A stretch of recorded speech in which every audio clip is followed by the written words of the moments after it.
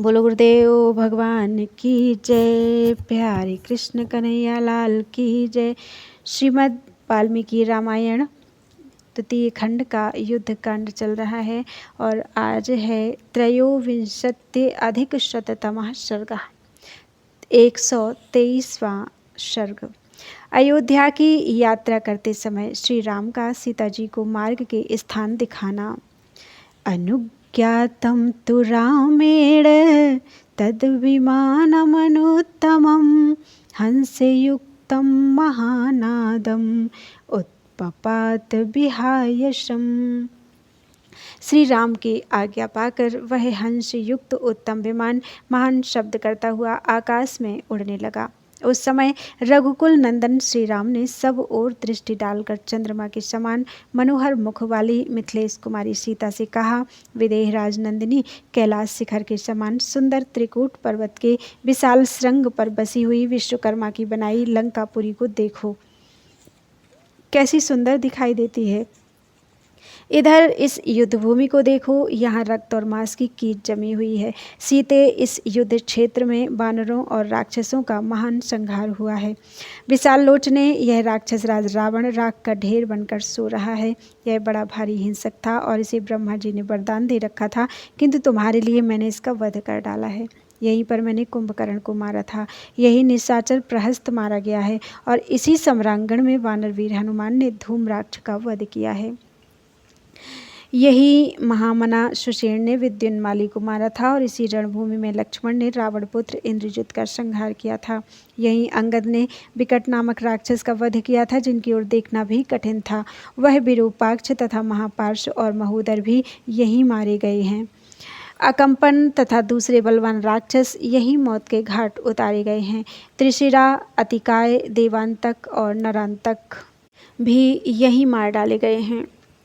युद्धोन्मत्त और मत्त ये दोनों श्रेष्ठ राक्षस तथा बलवान कुंभ और निकुंभ ये कुंभकर्ण के दोनों पुत्र भी यही मृत्यु को प्राप्त हुए हैं। वज्रद्रंष्ट और द्रंष्ट आदि बहुत से राक्षस यही काल के ग्रास बन गए। दुर्धर्ष वीर मकराक्ष को इसी युद्ध स्थल में मैंने मार गिराया था। अकंपन और पराक्रमी शोणिताक्ष का भी यही काम तमाम हुआ था। यूपाक्ष और प्रजंग भी इसी महासमर में मारे गए थे। जिसकी ओर देखने से भी भय होता था, वह रावण विद्युत जिह्व यही मौत का ग्रास बन गया। यज्ञशत्रु और महाबली शुतघ्न को भी यही मारा गया था। सूर्य शत्रु और ब्रह्मशत्रु नामक निशाचरों का भी यही वध किया गया था। यही रावण की भार्या मंदोदरी ने उसके लिए विलाप किया था। उस समय वह अपनी हजारों से भी अधिक सौतों से घिरी हुई थी। सुमुखी यह समुद्र का तीर्थ दिखाई देता है, जहाँ समुद्र को पार करके हम लोगों ने वह रात बिताई थी। विशाल लोचने खारे पानी के समुद्र में यह मेरा बंधवाया हुआ पुल है, जो नल सेतु के नाम से विख्यात है। देवी, तुम्हारे लिए ही यह अत्यंत दुष्कर सेतु बांधा गया था। विदेह नंदिनी, इस अक्षोभ्य वरुणालय समुद्र को तो देखो, जो अपार सा दिखाई देता है। शंख और सीपियों से भरा हुआ यह सागर कैसी गर्जना कर रहा है। मिथिलेश कुमारी, इस सुवर्णमय पर्वतराज हिरण्यनाभ को तो देखो, जो हनुमान जी को विश्राम देने के लिए समुद्र की जलराशि को चीर कर ऊपर को उठ गया था। यह समुद्र के उदर में ही विशाल टापू है, जहाँ मैंने सेना का पड़ाव डाला था। यही पूर्व काल में भगवान महादेव ने मुझ पर कृपा की थी। सेतु बांधने से पहले मेरे द्वारा स्थापित होकर वे यहाँ विराजमान हुए थे। इस पुण्य स्थल में विशालकाय समुद्र का तीर्थ दिखाई देता है, जो सेतु निर्माण का मूल प्रदेश होने के कारण सेतु बंध नाम से विख्यात तथा तीनों लोगों द्वारा पूजित होगा। यह तीर्थ परम पवित्र और महान पातकों का नाश करने वाला होगा। यही ये राक्षस राज विभीषण आकर मुझसे मिले थे। सीते, यह विचित्र वन प्रांत से सुशोभित किष्किंधा दिखाई देती है, जो वानर राज सुग्रीव की सुरम्य नगरी है। यही मैंने बाली का वध किया था। तदनंतर बाली पालित किष्किंधापुरी का दर्शन करके सीता ने प्रेम से विह्वल होकर श्री राम से विनयपूर्वक कहा, महाराज, मैं सुग्रीव की तारा आदि प्रिय भार्याओं तथा अन्य वानरेश्वरों की स्त्रियों को साथ लेकर आपके साथ अपनी राजधानी अयोध्या में चलना चाहती हूँ। विदेह नंदिनी सीता के ऐसा कहने पर श्री रघुनाथ जी ने कहा, ऐसा ही हो। फिर किष्किंधा में पहुंचने पर उन्होंने विमान ठहराया और सुग्रीव की ओर देखकर कहा, वानर श्रेष्ठ, तुम समस्त वानर यूथपतियों से कहो कि वे सब लोग अपनी अपनी स्त्रियों को साथ लेकर सीता के साथ अयोध्या चले, तथा महाबली वानर राज सुग्रीव, तुम भी अपनी सब स्त्रियों के साथ शीघ्र चलने की तैयारी करो, जिससे हम सब लोग जल्दी वहां पहुंचे। अमित तेजस्वी श्री रघुनाथ जी के ऐसा कहने पर उन सब वानरों से घिरे हुए श्रीमान वानर राज सुग्रीव ने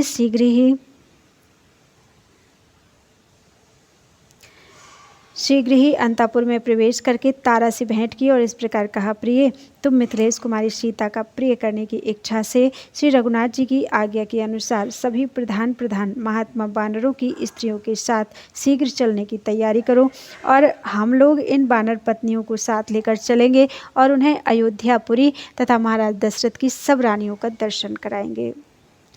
सीता जी ने जो यहाँ वानरों की स्त्रियों के साथ ले चलने की इच्छा प्रकट की है, इसके लिए किष्किंधा में विमान को रोककर सबको एक दिन रुकना पड़ा, ऐसा रामायण तिलककार का मत है।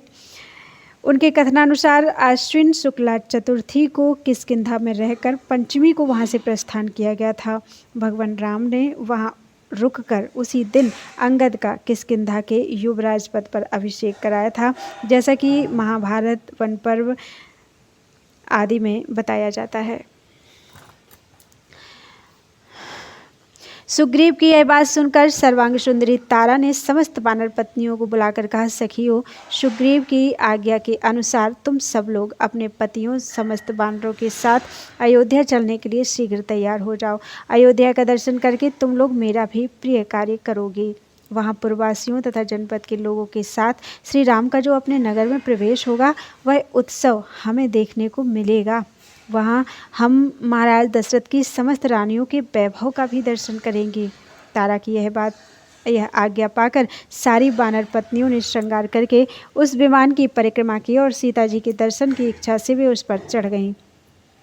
उन सबके साथ विमान को शीघ्र ही ऊपर उठा देख श्री रघुनाथ जी ने ऋषिमुख के निकट आने पर पुनः विदेह नंदिनी से कहा, सीते, वह जो बिजली सहित मेघ के समान सुवर्णमय धातुओं से युक्त श्रेष्ठ एवं महान पर्वत दिखाई देता है, उसका नाम ऋषिमुख है। सीते, यही मैं वानर राज सुग्रीव से मिला था और मित्रता करने के पश्चात बाली का वध करने के लिए प्रतिज्ञा की थी। यही वह पंपा नामक पुष्करणी है जो तटवर्ती काननों से सुशोभित हो रही है। यहाँ तुम्हारे वियोग से दुखी होकर मैंने विलाप किया था। इसी पंपा के तट पर मुझे धर्मपरायण सबरी का दर्शन हुआ था। इधर वह स्थान है जहाँ 1 योजन लंबी भुजा वाले कबंध नामक असुर का मैंने वध किया था। विलास शालिनी सीते, जन स्थान में वह शोभाशाली विशाल वृक्ष दिखाई दे रहा है जहाँ बलवान एवं महातेजस्वी पक्षीवर जटायु तुम्हारी रक्षा करने के कारण रावण के हाथ से मारे गए थे। यह वह स्थान है जहाँ मेरे सीधे जाने वाले बाणों द्वारा खर मारा गया था, दूषण धराशायी किया गया था और महापराक्रमी त्रिशिरा को भी मौत के घाट उतार दिया गया था।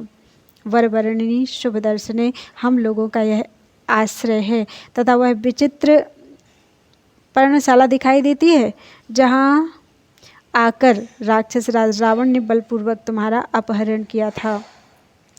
यह स्वच्छ जलराशि से सुशोभित मंगलमयी रमणीय गोदावरी नदी है तथा वह केले के कुंजों से घिरा हुआ महर्षि अगस्त्य का आश्रम दिखाई देता है।